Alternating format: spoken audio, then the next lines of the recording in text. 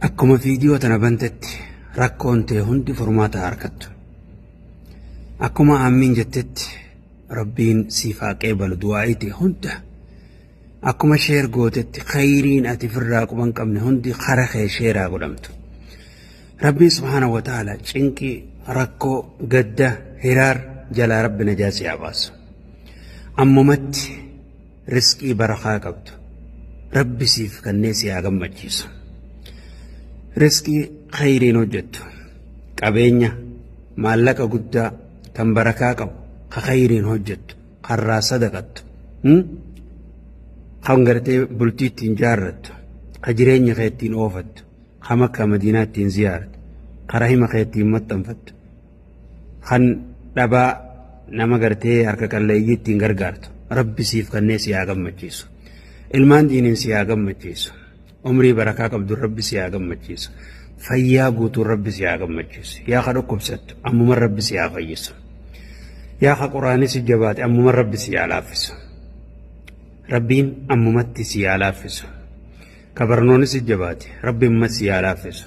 Barnootuma hunda keessattuu nama tokkoffaa ba'u rabbi si haa godhu.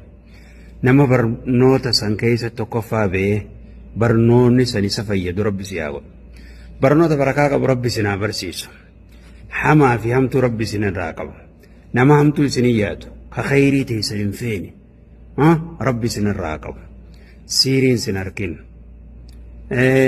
Ijji budaa sin arkin.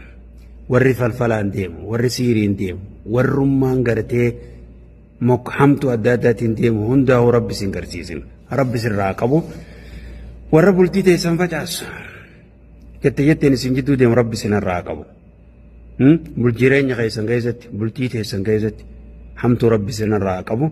Bakka deemtanitti bakka diirga akka galtanitti bakka jirtan hundattuu rabbi nageessanitti haa ta'u. Imaana bareedaan isin haa gammachiisu. Nama khaatima bareed durkate rabbi nu haa godhu. Diin kana namatti dalagu nama baratee dalagu anaaf silnillee rabbi nu haa godhu. Ammumatti rabbi si haa gammachiisu walumaan rabbi nu haa gammachiisu. Nama firri kee kan du'ee jiru ka islaamaa rabbiin qabrii isaanii caffee jannataa isaaniif haa godhu. Jannata irraa firdoos keessatti warra wajji gammadu rabbi walumaanuu nu haa godhu. Nama nuti jaalannu hundaa wajjin fira keenya hundaa wajjin rabbi warra jannata firdoos keessa gammadu rabbi nu haa godhu. Biyya teenyallee biyya nagaa rabbi haa godhu. Ta bilisummaa qabdu ta qabeenya qabdu biyya nagaa qabdu biyya jaalala qabdu ta tokkummaa qabdu biyya kasii rabbi nu haa godhu. Ummata gartee Filistiin ka Gazzaa kanallee rabbi isaaniif haa dirmatu rabbi isaan haa gargaaru.